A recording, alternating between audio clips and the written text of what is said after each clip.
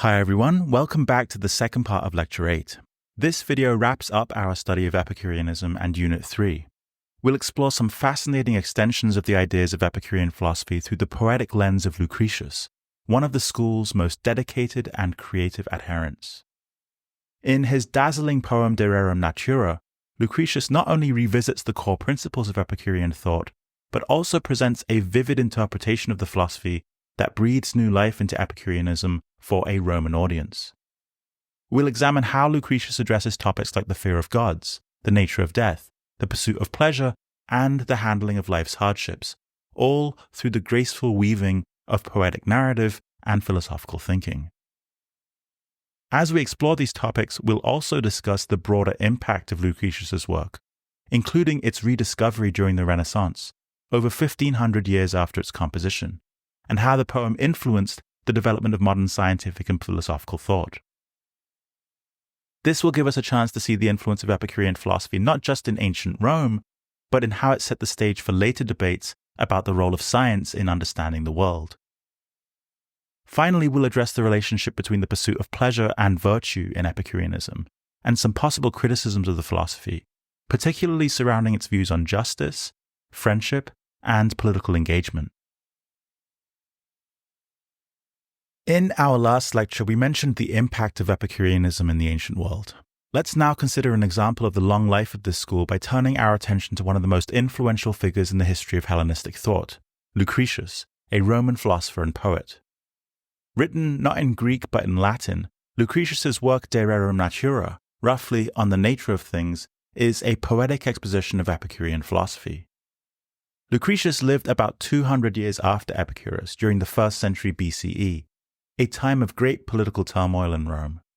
We know very little about his biography, apart from the fact that despite living in such a turbulent period, or perhaps because of it, he devoted a huge amount of intellectual effort to explaining and popularizing Epicurean ideas, and not in the form of a treatise or essay, but amazingly through poetry. De Rerum Natura is a truly monumental work, 7,400 lines of poetic verse divided into 6 books, reiterating and elaborating on Epicurus' teachings, addressing everything from the development of the cosmos and the principles of atoms to the nature of the mind and human happiness. The text was lost to the Western world for centuries, likely repressed by the Church due to its materialistic view of the universe, which contradicted Christian doctrine. It wasn't until the early 15th century, during the Renaissance, almost a millennium and a half after Lucretius wrote it, that the poem was rediscovered in a German monastery by an Italian humanist scholar. This rediscovery of the poem came at a critical time, influencing the development of mechanistic approaches to the natural world and contributing to the rise of empiricist philosophy during the Enlightenment. The influence of Lucretius's work can be seen in the writings of thinkers like the French philosopher Michel de Montaigne, scientists such as Pierre Gassendi and Isaac Newton, and later on in the ethical and political thought of Thomas Jefferson. It's only relatively recently that scholars have recognized how the circulation of this once-lost manuscript helped shift philosophical thought from a theocentric worldview to a more empirically grounded, humanistic philosophy that was crucial for the development of modern science. As we explore Lucretius's text, we'll see how his poetic flair and deep philosophical insights mirror and expand upon Epicurean doctrine through its observations about nature, the universe, and human life. Early in Book 1 of the poem, Lucretius makes clear his debt to Epicureanism and his great admiration for its founder. When human life lay on the ground obscenely in full view, prostrate, crushed beneath the weight of superstition, who stretched down her head from heaven's realms, and with her ghastly gaze loomed over mortal men, the first among them who dared raise his human eyes to her was Greek, the first man to withstand her. In these lines, Lucretius isn't just expressing his esteem for Epicurus, he's setting the stage for the profound impact of Epicurean philosophy.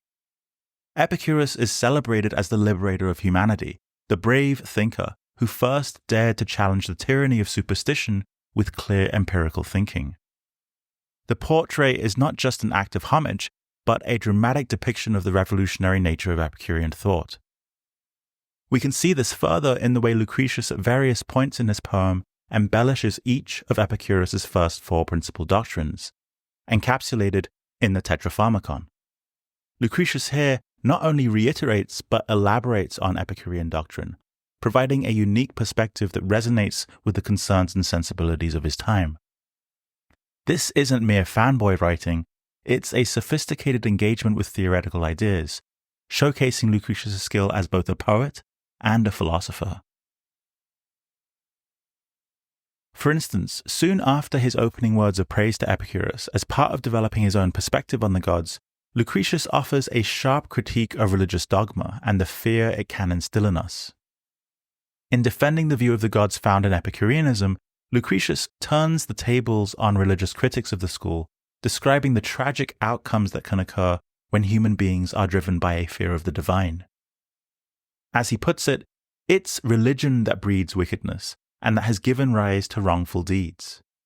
Using vivid imagery, Lucretius then refers in his poem to a famous episode from Greek mythology, when Agamemnon, the commander of the Greeks during the Trojan War, murders his own daughter, Iphigenia, believing that her sacrifice will appease the gods and help his military cause. The story serves as a compelling example of how the fear of divine wrath, or the pursuit of divine glory, often results in irrational and cruel actions. Lucretius argues that a more scientific understanding of the natural world, through careful observation, frees us from these fears and longings, allowing us to see that the gods are not concerned with us. This realization liberates us from worries of divine retribution and the need to perform baseless rituals. Likewise, when it comes to the fear of death, Lucretius draws on Epicurus to put forward in verse a fascinating argument of his own. In Book 3 of the poem, he states, "No one is given life to own, we all hold but a lease. Look back again, how the endless ages of time that come to pass before our birth are nothing to us. This is the looking glass nature holds up for us in which we see the time to come after we finally die. What is there that looks so fearsome? What's so tragic? Isn't it more peaceful than any sleep?" This passage has become so famous in Epicurean philosophy that it's often referred to as the symmetry argument. Lucretius claims that just as we don't fear the time before we were born, a state of non-existence that caused us no harm, so too should we not fear death, which simply returns us to the same state of non-existence. Observing the symmetry between the time before our lives and the time after our lives is meant to dispel fears of what happens after death, by reminding us that there was an endless period when we weren't alive before we were born, when we suffered no pain or distress. Moving on to the more positive advice of the Tetrapharmacon, Lucretius elaborates on the third saying in Book 2 of De Rerum Natura, where he emphasizes how easy it is to obtain true pleasure. In this quote, he points out the folly of human pursuits that occur under the shadow of ignorance, stressing that nature's requirements for happiness are not only simple, but easily satisfied. "O miserable minds of men," he writes, "O hearts that cannot see, beset by such great dangers and in such obscurity you spend your little lot of life. Don't you know it's plain that all your nature yelps for is a body free from pain, and to enjoy pleasure, a mind removed from fear and care?" Here, Lucretius echoes Epicurus' assertion that living well does not require the luxuries people often risk their peace of mind to obtain. He articulates how our basic needs, freedom from pain and a mind unburdened by fear, are modest, and once these are secured, we're positioned to enjoy the wider pleasures life offers without complicating our existence. This perspective argues against the pursuit of things like excessive material wealth or status, which often lead us astray and even impede the pursuit of genuine happiness. A bit later in Book 2, Lucretius expands on the fourth saying of the Tetrapharmacon, "What's terrible is easy to endure." Drawing again from Epicurean thought, he describes how the terrors that loom large in our minds are often no more substantial than the fears of a child in the dark. He writes, "And just as children shudder at everything in black of night, so sometimes things we are afraid of in the broad daylight are only bugbears such as tots dread in a darkened room. And therefore we must scatter this terror of the mind, this gloom, not by the illumination of the sun and his bright rays, but by observing nature's laws and looking on her face. Lucretius explains in this passage how by understanding natural laws and the way the world works, by closely attending to nature's face, we can get rid of irrational fears. This understanding allows us to see that many of our fears are as baseless as the monsters imagined by a child in the dark. Just as the physical light of day will free a child from these terrors, the light of Epicurean philosophy and a familiarity with the workings of nature is psychologically liberating, providing us with peace and tranquility. There's much more in Lucretius's fascinating poem that we might discuss, but let's now move on to a new theme in Epicureanism. One of the central topics we've studied in this course, which is also the core concern of ancient ethics, is the relationship between living well and living virtuously. What does Epicureanism have to say on this topic? Unlike Plato and Aristotle, who see virtues like courage, wisdom, justice, and moderation as intrinsically valuable, Epicurus sees them as only instrumental. Their worth lies in how they help us achieve pleasure, the ultimate goal of life, understood as the absence of pain and distress. This represents a significant departure from other virtue-based approaches to ethics in the ancient world. For Epicurus, the traditional virtues are not ends in themselves, but a means to the end of a pain-free life. Furthermore, the activity of philosophy itself is not pursued for its own sake in Epicurean thought, but is valued for its role in achieving tranquility. Epicurus's Principal Doctrine 20 emphasizes that our intellect helps us understand nature and our place within it, as we've also seen in Lucretius's work.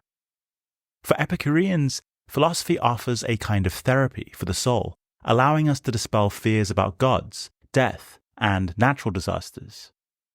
This understanding helps suppress existential anxieties, allowing us to lead lives that are calm, grounded, and free from the unnecessary disturbances that tend to arise from overthinking. Beyond this instrumental role, however, the intellect and our capacity to reason hold no additional value in Epicureanism. In other words, the highest form of happiness, or eudaimonia in Epicureanism, looks a bit like the experience of animals in the natural world that live fully and confidently in each moment, without constant questioning. For those of you with pets, consider your cat or dog or chinchilla, and the joy and meaning they find through a simple, direct engagement with life. Epicureans similarly believe that happiness emerges from an untroubled existence, not from a restless search for meaning or the endless contemplation of our values. While Plato and Aristotle located the good life in the perfection of our reason, Epicurus saw reflection as useful only insofar as it dispels anxieties. Much like a tool that's helpful only when it's needed, but a burden if we carry it around constantly. The lesson from the Epicurean standpoint would be this: when it comes to reason, less is often more. The mind, like any other instrument, should be used to secure the good life. But once it's done its work, we should set it aside to fully enjoy the simple pleasures of life. This view of the role of reason and virtue in human happiness leads Epicurus to regard the standard four Greek virtues in a distinctive way. Moderation is not about being self-controlled for its own sake, but about regulating intense, transient kinetic pleasures to avoid future pains and achieve static pleasure. Courage, in this context, is about consistently rejecting groundless fears that disrupt our tranquility. Wisdom is the ability to discern which pleasures are appropriate and beneficial and which are not. And justice is viewed not as a moral absolute, but as a set of practical rules, a social contract that enables members of society to coexist peacefully and happily. Through this lens, Epicureanism offers a pragmatic approach to ethics, where virtues are valued for their effectiveness in leading us to a life characterized by the highest form of pleasure, the absence of pain and distress. To conclude this unit, let's consider some challenges to Epicurean ethics. All of these arise from the hedonistic principle at the heart of the philosophy, that the pursuit of pleasure, defined as the absence of pain, is the ultimate goal of life. This fundamental tenet shapes Epicurus' views on all aspects of our lives, including the pursuit of justice, friendship, and political engagement. And for some critics, it leads to some problematic implications. First, consider the value of justice from an Epicurean perspective. Justice, according to Epicurus, is not pursued for its intrinsic value, as Plato argues in the Republic, but is only a means to avoid the disturbance that fear of punishment brings. Remember, the pursuit of every virtue must be seen as purely instrumental in Epicureanism. This perspective might be viewed as concerning. It suggests that if you could commit injustice without fear of the consequences and achieve a state of personal comfort, you have a good reason to do so. Remember the Ring of Gyges myth in the Republic? Well, if a person did have the power of the ring and could get away with acting unjustly, it seems for the Epicurean that such an act would not be inherently wrong. This perspective denies that justice is worth pursuing for its own sake. Just behavior instead is seen as a way to avoid the pain that we'll experience from others if we act unjustly. Second, the value of friends in Epicurean philosophy is similarly instrumental. Friends are valued not for their own sake, as Aristotle argues in the Nicomachean Ethics, but as sources of pain relief and pleasure. This viewpoint, you might think, neglects the deeper aspects of friendship, such as the profound love you may have for someone else and the mutual respect you each have for one another. By seeing friends primarily as a means to an end, Epicureanism seems to risk undermining the inherent goodness of those we love and care for. Epicurus' approach to politics must also be viewed in terms of its instrumental value. Engagement in political causes is risky and potentially painful, and so the Epicureans historically advocated for a life of minimal political involvement. This view, however, seems to marginalize the place of civic engagement in the good life. It raises questions about the implications of a philosophy that prioritizes personal tranquility over social welfare and civic responsibility. In a world where political actions have profound collective consequences, Epicureanism's disengagement stance might be seen as insufficiently responsive to broader socio-political concerns. In summary, the challenges for Epicurean ethics stem from its foundational commitment to pleasure as the highest good. This commitment leads to a view of justice, friendship, and political engagement that's strictly instrumental, leading to concerns about the ethical robustness of this philosophy as an approach to the good life. Perhaps these concerns are answerable from an Epicurean perspective, suggesting avenues for a more nuanced interpretation of the pursuit of pleasure. Consider Karl Marx, the co-founder of modern communism and a keen student of Epicureanism, as evidenced by his early writings on the school's materialist philosophy. This influence is significant because, read one way, Epicureanism offers a radical critique of capitalist society's emphasis on wealth and social status. Epicurus' promotion of simple living and his dismissal of unnecessary desires can be seen as an ideological precursor to Marxist critiques of capitalism and suggests a vision of a classless society where true happiness is achieved through mutual aid rather than the power of the state. Ultimately, it's a task for you, as critical thinkers, to explore whether Epicureanism can effectively address these problems. And on that note, we conclude our study of Epicureanism. In this video, we've explored a descendant of Epicurean thought in Lucretius' poem De Rerum Natura, which vividly brings to life the principles of this philosophical school in verse. We've seen how Lucretius offers not only a poetic rendition, but also a deepened interpretation of Epicurean philosophy, presenting its core ideas, exemplified in the Tetrapharmacon, to a new audience. Through Lucretius' poetic discourse, these ideas functioned not only as philosophical guidelines, but served as timeless insights for a very different Roman culture centuries after Epicurus lived. Then, over a millennium later, Epicurean ideas were a source of inspiration again when Lucretius' poem was rediscovered in the 15th century and helped jumpstart the scientific revolution. However, as we've discussed, the nature of virtue and friendship and the retreat from politics in Epicureanism also pose intriguing problems for its approach to the good life, inviting us to critically assess Epicurean thought and to see how it might be applied in our daily lives. That's a task you have this week, and I'm looking forward to seeing how you put Epicureanism into practice in your assigned exercises over the next few days. I hope you find the experience rewarding.